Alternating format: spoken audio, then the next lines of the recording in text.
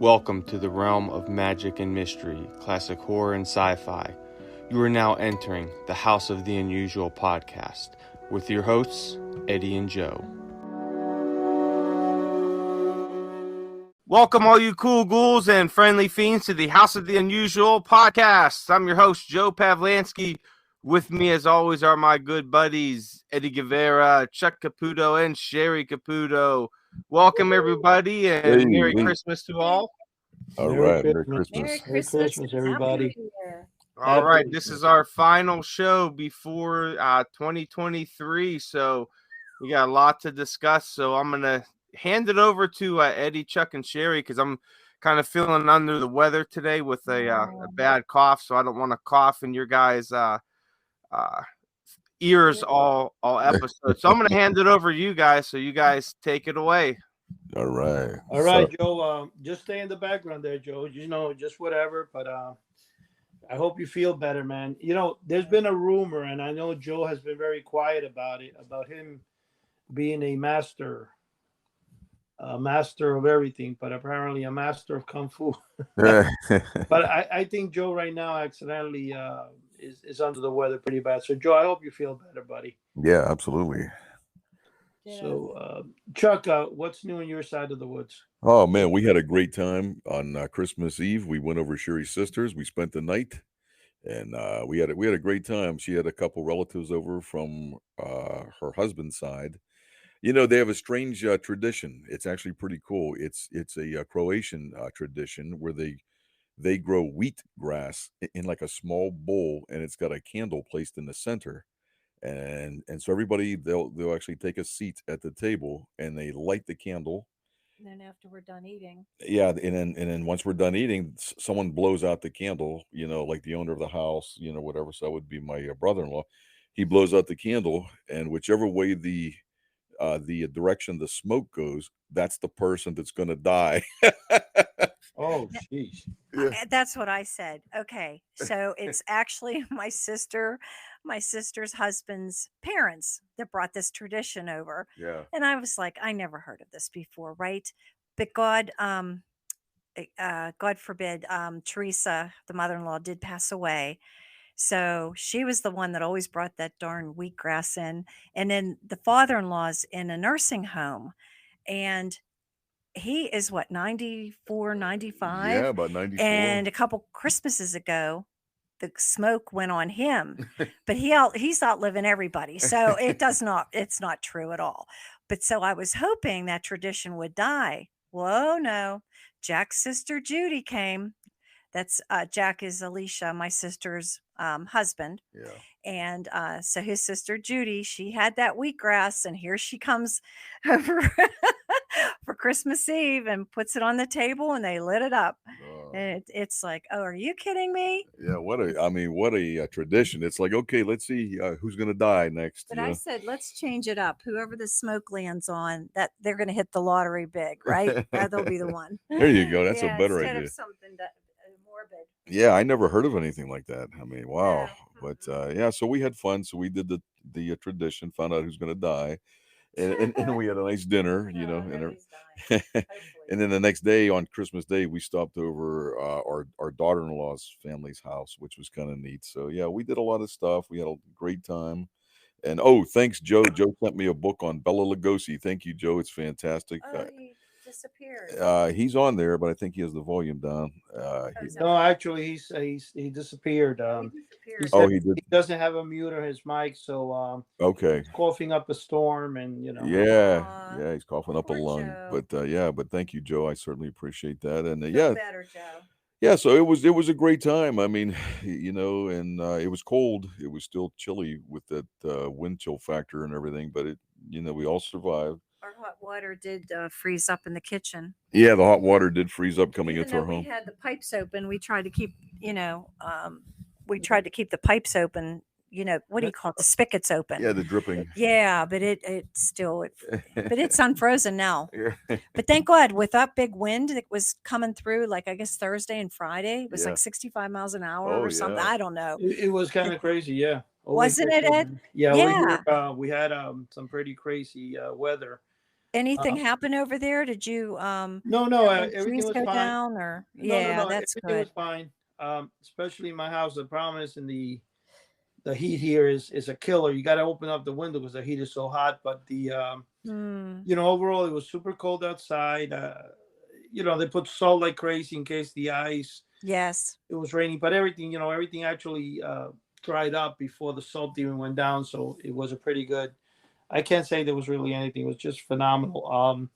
The supermarket by my job did catch fire accidentally Oh because of faulty no. wire right over the where Hmm. the papers were, like the toilet papers and Oh yeah. kitchen towels, and it caught fire. But they put it out, and they were actually last night was the day they opened up again, so they've been closed for about 4 days, give or take. But it's been really good now.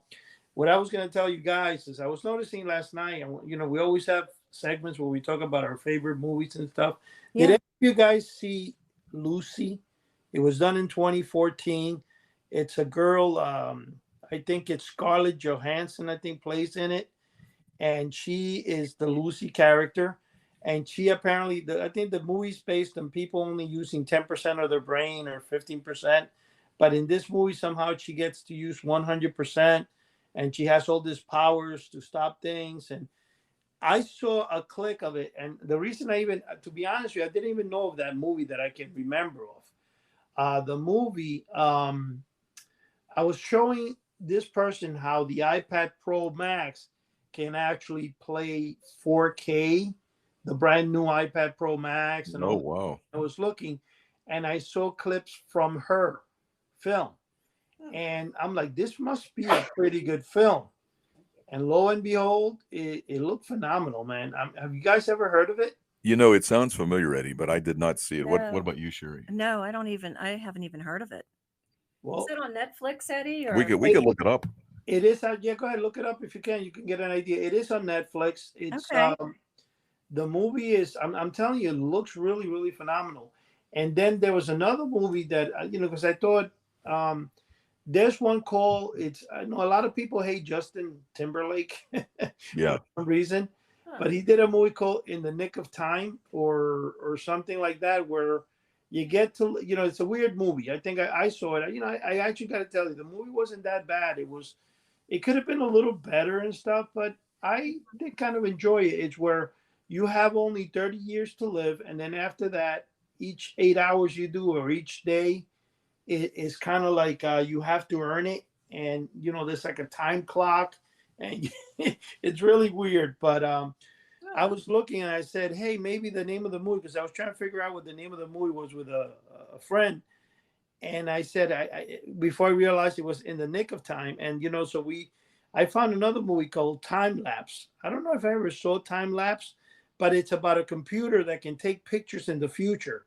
I think 24 hours in the future, or a camera. Oh, wow. That'd be cool. Yeah, That you know what? That sounds almost like that Twilight Zone episode where they Yeah. where the camera takes a picture and it shows what Yes, happens. yes. Yeah, I, very I, similar. I, I thought about that, Chuck, and Yeah. I think it was based on that a little bit. But that movie Time Lapse is something I'm actually going to probably be watching tonight or tomorrow. I don't know if I did watch it. Sounds like I did. But what it is, there's a camera somehow. I didn't read much on it, but it tells you, 24 hours in the future, and then they start finding out some pretty bad things. I guess they got to correct before it happens. Hmm. So I do like those type of films, and like I've told many times, you guys, and I don't know if Joe. I think Joe said he finally watched it or not, but Es Machina or La Machina. Hmm. Hmm. Remember that one with the AI robot? Yeah. Right. It's Right. a very slow paced film, but it's one of those films.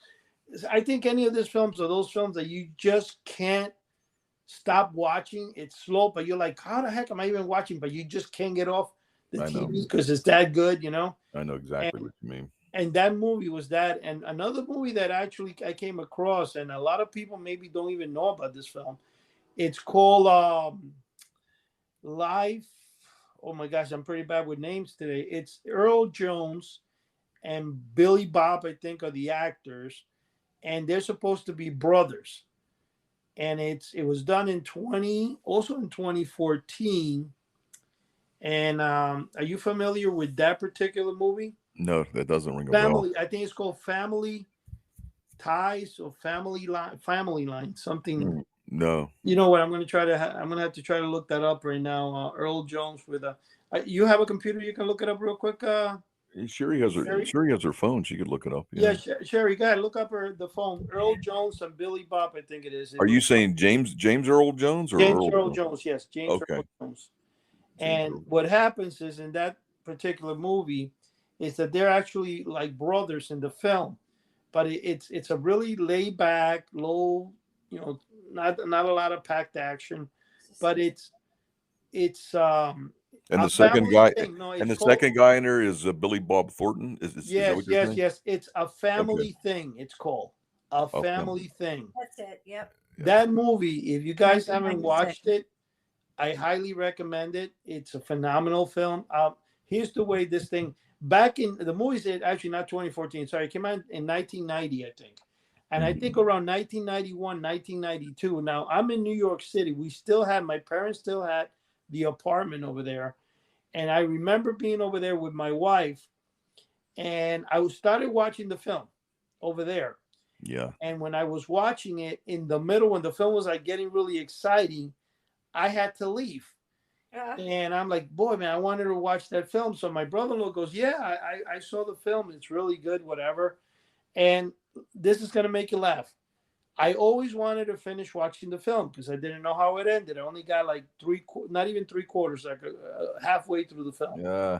And guess what? A month ago, I finally, in my job, found the film because I forgotten the name and watched it on the iPad. Oh, wow. And I said, wow, that film, it's a good film. It's got good family values in it, whatever. But I mean, it's whoever hasn't watched it, it's called a family thing, and everybody knows that James Earl Jones is the famous Darth Vader.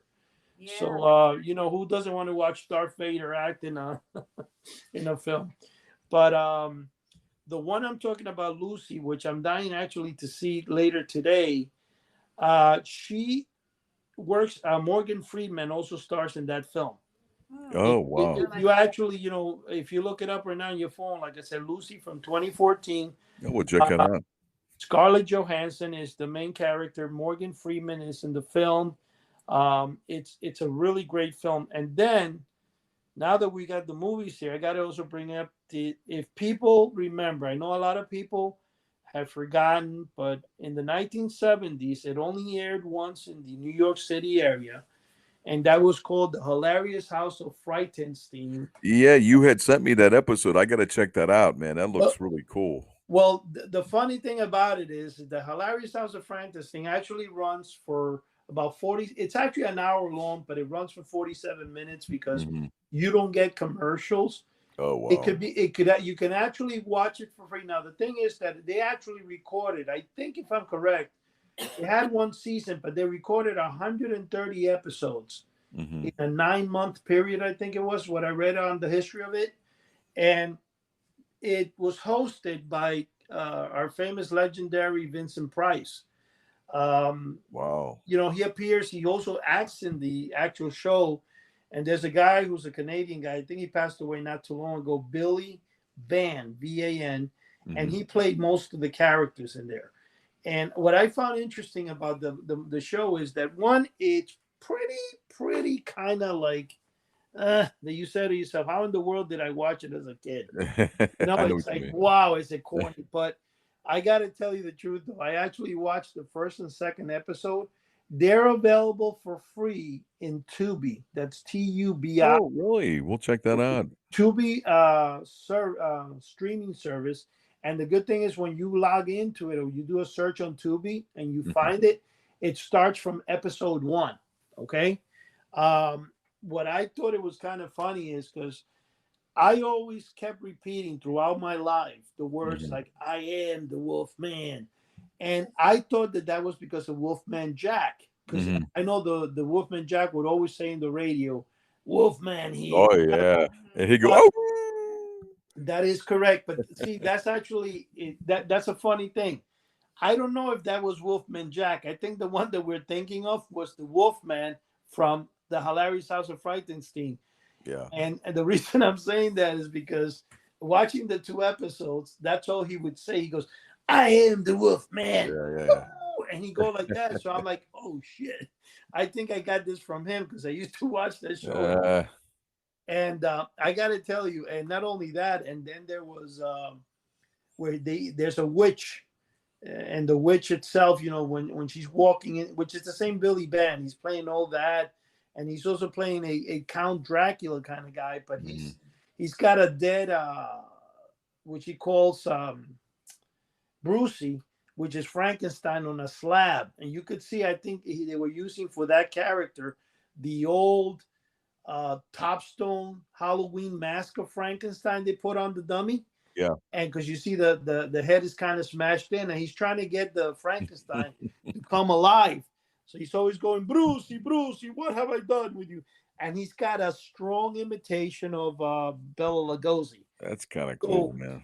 Wow. You know, a lot of the times, and I'm telling you, I think a lot of the things we grew up saying might have been reflected on that show. It might have reflected on, that's right. In other words, I probably picked it up from that show. Yeah. Hey, the thing that you kind of reminded me of by mentioning James Earl Jones and I believe Bob Thornton. How about the movie from 1972? I think it was the Thing with Two Heads. Rosie Greer and Ray Milland. That was a really unusual movie. Like there was an operation where Ray Milland's head was put on Rosie Greer's body. Do you remember that? That was really You know cool. what? I watched that film. I know what you're talking about. I actually watched that film on a cable channel. It was called WHT, Wameka Home Theater. Now, a lot of people don't remember that channel. That channel, I think, back in the 70s, was probably the first satellite channel out there. Wow. If I'm correct, you know, because I see a lot of. In 1968, when I came here from Cuba, and I'm saying, you know, this is like, by 1969, we had cable TV in New York City. Wow. So in order for you to be able to watch TV in New York, you can have a TV with a, antenna on top. Even if you had one in the roof, you had ghosts. It was very hard to get any signals. So you needed cable. So cable existed back then. The Upper Manhattan was called Telepronto Cable TV, and Lower Manhattan was Manhattan Cable TV. And you would have a top box that would go on top of the television, and it would have channels 2 to 12, 2 to 13, and then it would have the letters A to the letter N. And you would turn the knob, and, you know, when you went to the ABC, whatever, that's where you had the cable channels. And back then, the first one was HBO, which later became Showtime. Yeah, right. Then obviously, HBO was really not out of business, but it made it sound like they were changing from HBO to Showtime because HBO was going out. But no, apparently HBO was there, you know. But I'm just saying how the lineup was. Now, along that lineup, there was a lot of different TVs that came on. But then they started introducing, I'll never forget, the price was, I believe, $19.95 a month. Now that was a lot of money, or $14.95 a month. Oh, back then. All the time. Yeah. Wow. But what you got, and this, I'll never forget this. You got a tabletop, not tabletop, go on top of your TV. It looked like an old VCR, and it was a box for Wameka Home Theater. On top of the box, there was, right next to the knob, there was a little antenna that came out of it that looked plastic, or it was made of plastic. Of course, I'm sure it had wires in the middle, but the antenna was, I don't know, about 6-7 inches out of the box. Wow. And it looked like a white plastic hanger. So just think of a line of like two, it looked like a small rooftop antenna, but about maybe 5-6 inches. And that's how you watch Wameka Home Theater. Isn't that something? Wow. Well, you guys had cable way before Pittsburgh did. I'll tell you. Yeah. They had. We had. Back when I was a kid, we had 3 channels, and we finally got Channel 53 UHF. Yeah, we had the rabbit ears, and we had the UHF circle, like the loop. We attached finally, and we thought we were it, man, because I could watch the Hulk, you know, the old cartoons, the Hulk and stuff like that. But that's all we had was 3 channels plus Channel 53 for many years. No, we had all those cable channels, but the thing is, the basic cable I remember was, I think, $20 a month. Yeah. And if you added HBO, it was $9.95. There was a time, you know, which is kind of funny though, because in New York City, they had a lot of channels that would come on. Yeah. They played actually, you know, adult films at night.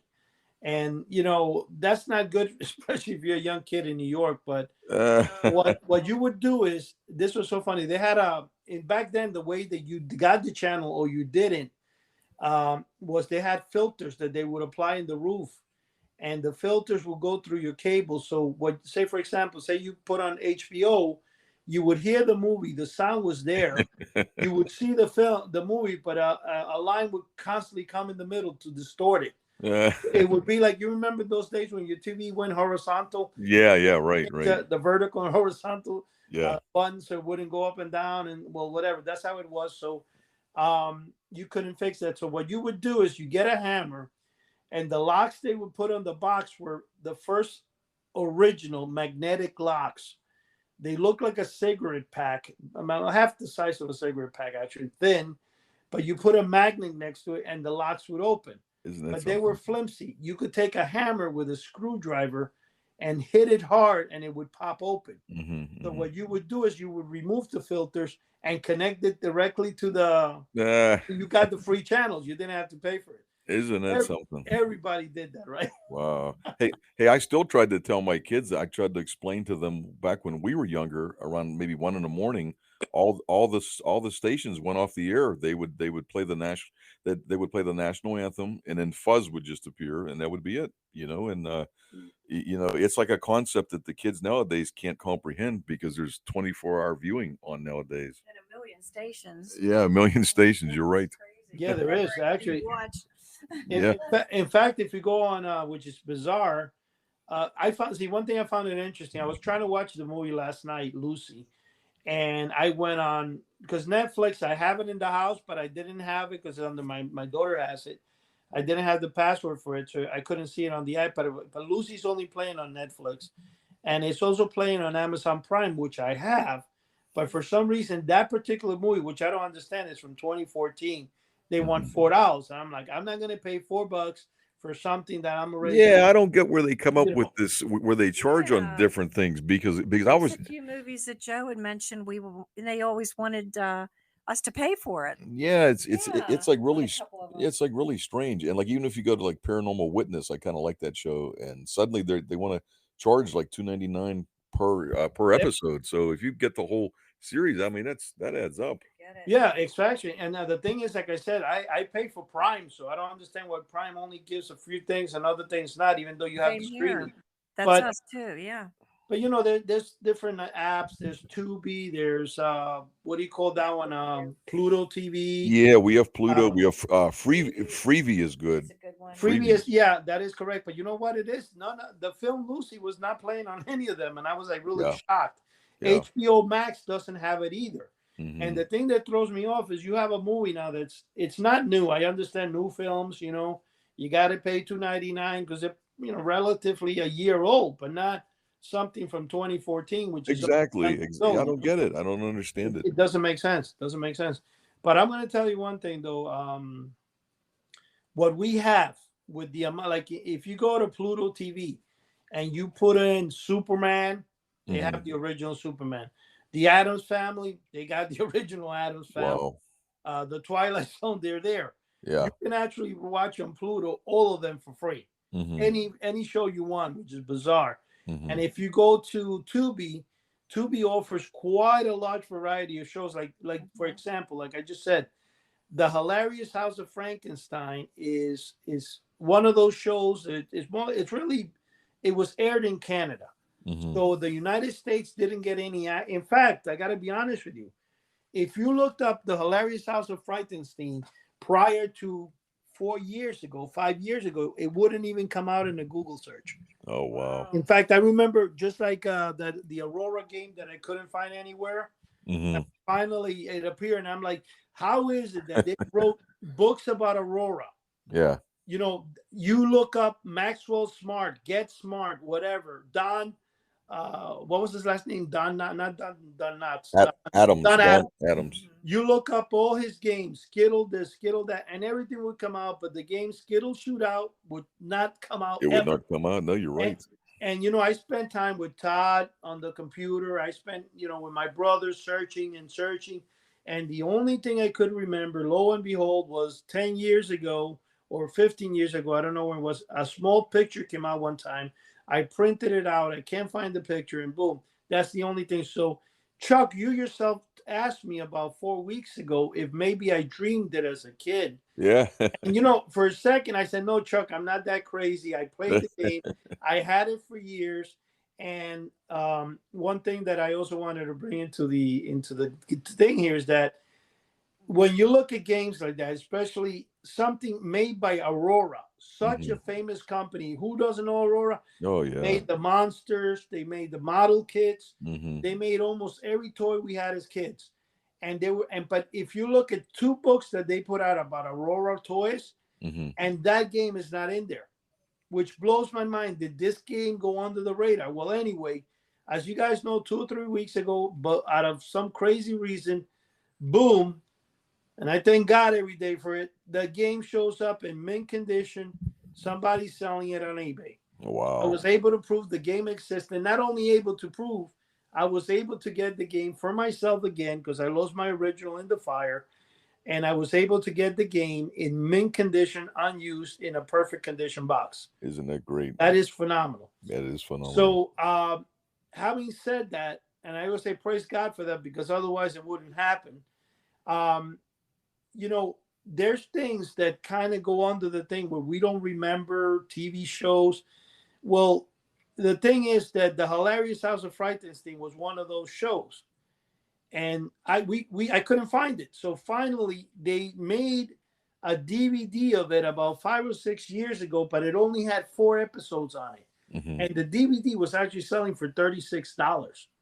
Wow. Which I bought it, but it was like even hard to get. I had to have Barnes and Noble ordered for me. It was bizarre. Amazon didn't have it, nobody. So not even, you would go to Chiller Theater conventions and there would not be anywhere in Chiller Theater a bootleg or whatever. So, and then it blew my mind when I heard it aired in Canada for like 9 or 13 years or whatever. I'm like, okay. But the reason I'm bringing the information up is because recently, Jason on the forum, he's been, if you haven't heard of Jason, he has been collecting for a couple of years now every kung fu karate manual that was sold in comic books. And anybody that remembers the 1970s, they were filled, any comic book, even magazines that had to do with kung fu karate, they always sold the master courses that would make you the ultimate ninja. That's right. I actually started joking with, saying that Joe was, he's a master ninja because he came up with some weird book from his school. And I said that, maybe he's been kept in a nuclear silo for years and he escaped. I was just joking with that. But the whole thing is that in reality, Jason had mentioned and how hard it was, to come across a lot of those books. But he had mentioned the name John Cleese. And he says that one of the ads made the guy reminded him of John Cleese. And a lot of people are like, okay, who's John Cleese? Well, that's because, back in the 70s, there's a thing which everybody knows, British comedy was very famous from, on TV, and you will usually see it on Channel 13. Oh, yeah. You would have the word Thames River, like the Thames. It was done by Thames at the end, and mostly Benny Hill. Oh, yeah. We all grew up watching Benny Hill. Yeah. But when you have shows like Black Adder, which was actually hosted by Ron, the guy what's it, Atkinson, the guy who played Mr. Bean. Oh, he's hilarious. Rowan Atkins. Rowan Atkins, right? Rowan Atkins. A lot of people don't remember that, and they don't. In fact, when you start watching Black Adder, you're like, this is really corny and it's slow. It doesn't make you laugh, but when you do watch an entire episode, you start getting into it, and then you realize that British comedy could be really funny if you understand it. That's the whole thing. Absolutely. And Black Adder is one of those things where Mr. Bean actually excels in. And so the point is, John Cleese made a series and this series was interesting. It was actually made between him and his wife. And even after they got divorced, they finished it, but they only did 12 episodes. But the 12 episodes were done in a 3-year period. I think what they did is they did 4 episodes, and then they did 4 more, and then they finished it up. So it's actually 1 season. But it's funny because when you see the show, There's a guy who plays Manuel on the show, which is actually a German actor, playing the part of a Spanish actor that knows very little English. Right. And John Cleese is the owner of a hotel in the show. And here John Cleese is very thin. And when he marches, sometimes it's funny. He lifts his feet up in the air, and he reminds me of the. If you guys ever saw the elite force of Saddam Hussein, right, would march with the legs, like it was funny. He did that a lot, and the show is really funny. It took me a while to get it on DVD when I started watching it because it's only 12 episodes, and I paid I think $60 for the 12 episodes. It was pretty expensive, but they play it now. You can actually watch it, I believe, in Tubi TV for free. Isn't that nice? But it's a hilarious episode, and I brought that up because of the fact that Jason mentioned that, and then I try to explain who John Cleese was, and what made him famous and stuff. But John Cleese, I believe, is still alive. That goes back to the Monty Python Flying Circus. That is correct. I wasn't he on that show as well? Yeah, absolutely. Yeah. You know what? If you ever want to watch a great British magician, he passed away. I'd say about 7 years ago. Paul Daniels. He was Britain's Copperfield. For like maybe 20, 25 years. He was a absolutely fantastic magician. And now they have Dynamo over there. But Paul Daniels goes back from like the early 70s, probably up until like maybe 2000. And if you can't locate it on TV, just search his name on YouTube. A magician, Paul Daniels. It'll show like the whole 2 hour, like the episode, and it's absolutely amazing. I mean, he was a fantastic magician. His name is Paul Daniels. So if anybody out there wants to check this out, very, very amazing magician with a unique twist to it. He did some really fantastic magic. He even had a few guests come here from the United States and so forth, but yeah, Paul Daniels. One thing that's funny, and I'm also going to bring, there is, I guess, Britain, for some reason, Britain and the United States always had similar things. Right. And like I said, we had mail order, we had comic books. I've heard people from Britain say, man, I used to look at those comics and wish I lived in the USA. I think back then it was a little tough to send things overseas. Right. Most companies would not ship overseas because with the cost, whatever it was. But, they have their own versions of us, not as big as us. Like, for example, Grand Illusions, the gentleman there, which I think is a British version of me at the age of 83. Yes. I guess that's what I'm going to be when I'm 83. I'll probably be like him in the United States. But this gentleman has collected, I don't know, thousands of novelties. I think he according to the Grand Illusions website, I kind of forgot his name right now, which is crazy. But I know, what? I know exactly who you mean. He's an older guy. He has a very soft-spoken voice. He's really cool. He's got the UK soft-spoken voice, and he reviews his toys. And I believe he says he's got 27,000 collectibles. And like I said, he's 83, which is really interesting. But Grand Illusion also sells mail order stuff. Yes, he sells some unique, very unique stuff. Very unique stuff. And the thing also is, unlike me, he's got like 2 million subscribers. Right. So his shows get several million views, and that's really phenomenal. I love watching him. I love his subtle voice and stuff. And I've actually tried to impersonate him in trying to do my own reviews because of the way he does it, and he's so successful. But that's the thing. Well, anyway, in Britain, we had Johnson Smith, we had Honor House, American Circle, the Fun House, the Fun Factory, which I eventually got.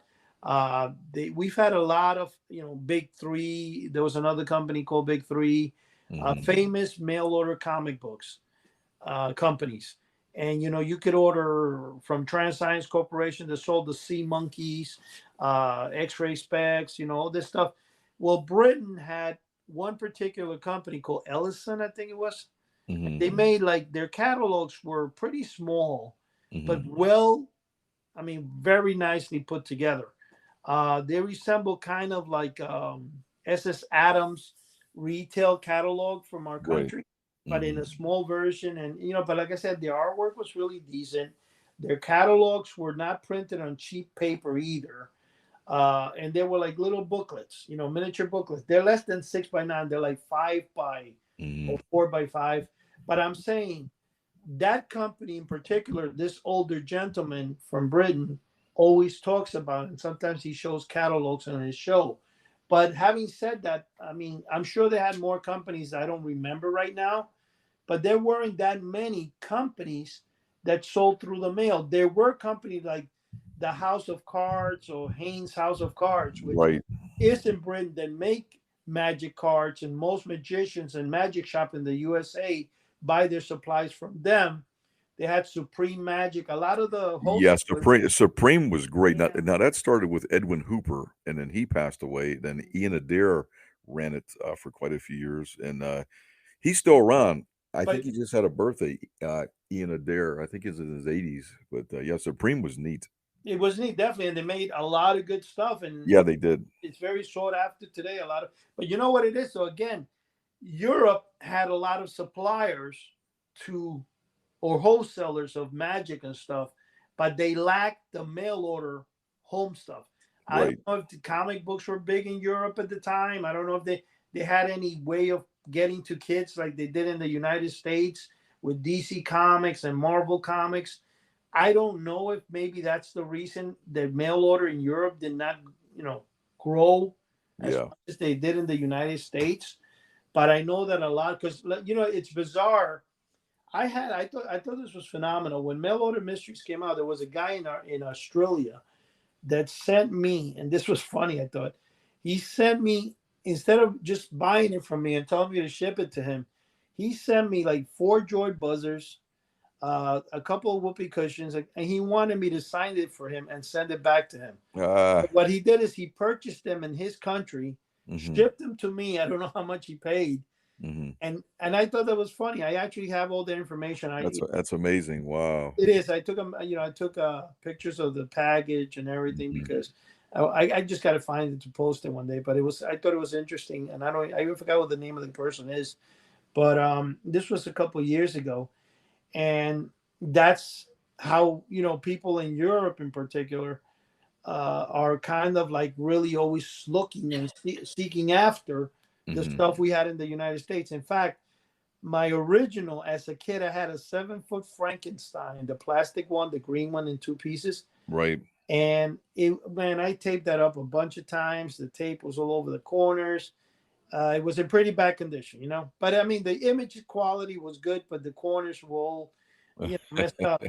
And somebody gave me $272 for one, and the person was located in England. Oh yeah. Purchased it, and I sold it, and then I said, man, I should have kept my original, but I sold it because it was all screwed up, and I didn't want to say. And at that time I did have about 10 of the originals that were given to me in Honor House, and then again I sold, and I kept only 2, but I sold all of them in between anywhere from $200 to $300 a piece, and now they're selling for $500 or $600. Yeah.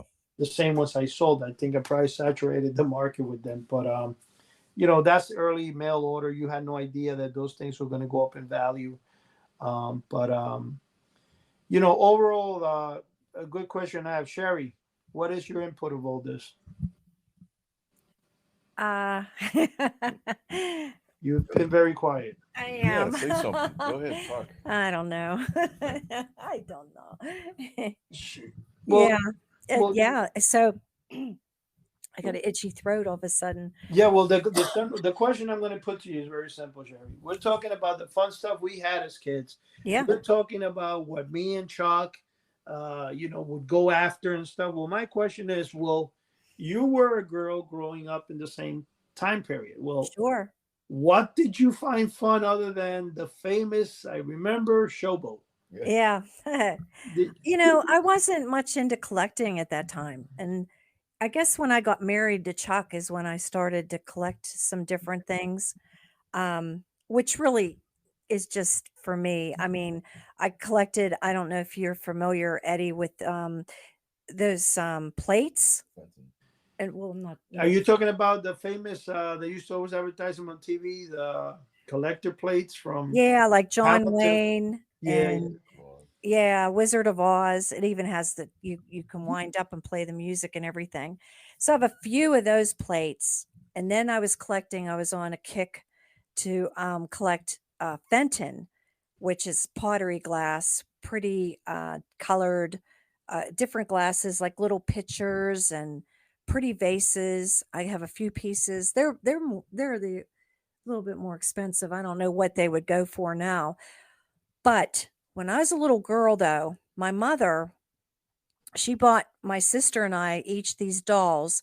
It must have cost her a pretty penny, and we were not rich people at all. We weren't even middle class per se, but it was a designer. They were dolls. Like, would you call them porcelain? Not so much, huh? Almost like a resin, but their dresses were beautiful. Yeah, from different countries. They were dressed up to match different countries. I think I have a French, a Spanish, and I don't even know if my sister has hers. I have 3 of them. I still have them. You probably took hers. No, I didn't. They're in the original boxes. Never a smoke. It was a smoke-free home. Same here. And I've kept them all these years. The only thing that happened was the head was connected to the body inside with a rubber band, and of course that just rotted away. It kind of It held it in place. Yeah, it was immovable. But I never really played with them. My mom kept them put away. I was never allowed to touch them because, when kids play with things, they get ruined. So I just kept them and I still have them. And I'm wondering, I was going to, before the podcast, look up who that creator was, a woman in Pittsburgh that made them. Wasn't that from Joseph Horn Company in It Pittsburgh? was through Joseph Horn Was it the Company. what Was was a it? department store, which is long gone now as well. That was downtown Pittsburgh. So I have to look up that name. So I don't know. It's pretty cool that I have those 3 dolls. It's interesting. And in fact, you know what? Next week, I'm going to actually try to get Jenny Crabtree to come on the show because I want her and you to basically discuss, kind of like what you guys went through as a child, because Jenny is from Europe, from the UK. Oh And yeah, Jenny. kind of She's wondering, the difference between there and here, because I do know watching comic books, reading comic books, one of the biggest things I always saw in comic books and sold by Honor House was the life-size dollhouse. It was a dollhouse that supposedly you went oh and played inside. Do you remember those ads, Cheri? yeah, and I do remember that. I never personally had a dollhouse, but I know. What are you gonna do? What exactly was that toy, Eddie? Because you know what, I saw the ads. I do remember the life-size dollhouse. But Oh, what life exactly, size. Yeah. what exactly was that? Well, I'm actually going to post some pictures. I actually have one still in mint condition. And I've had actually 3 of them, and one of them actually Dave Harvest had, which was the Honor House version of it.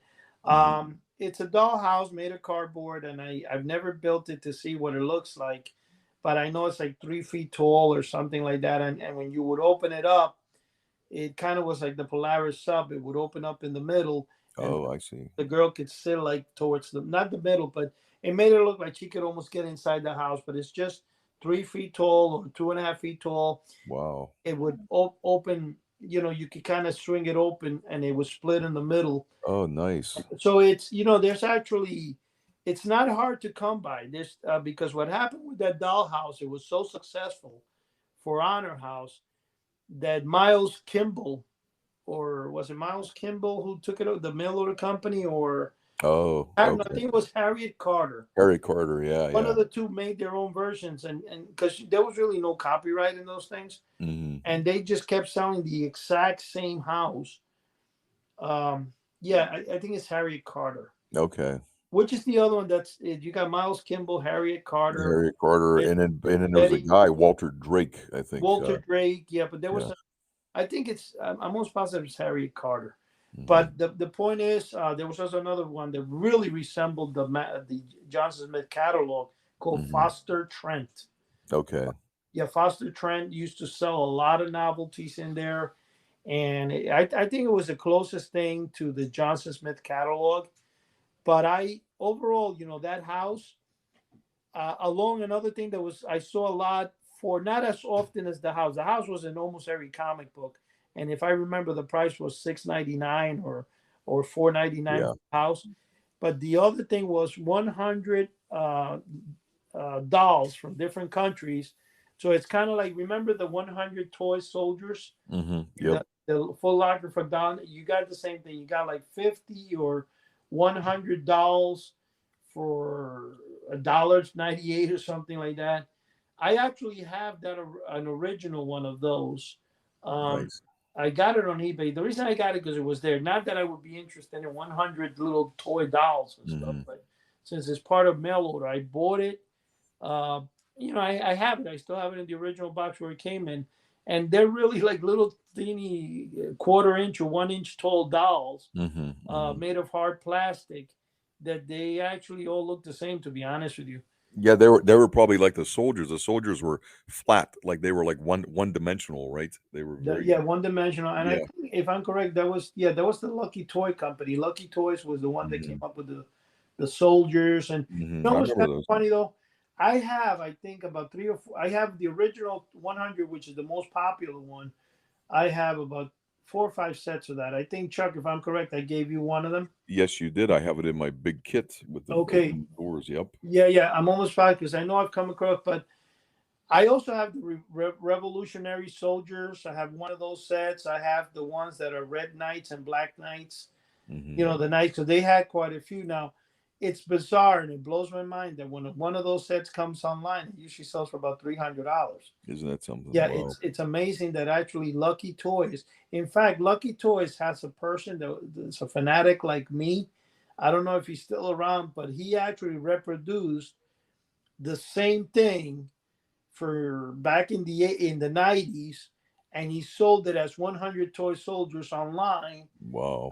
He had the whole history of the Lucky Toy Company, but what he did though is he actually sent the round plastic soldiers. So he improvised, created the Foot Locker, but he would send you the soldiers. You will go to a General Dollar or Walmart and you buy for like $4 or $5. Right. Would send you those soldiers, the plastic ones, in there. But I thought he played it out really good. I thought he did a very good job, but for some reason, he faded away. You know what I mean? I don't know if he's still around. Yeah, I think I actually had a set of those toy soldiers, but when I was real young, but I don't remember what happened to them.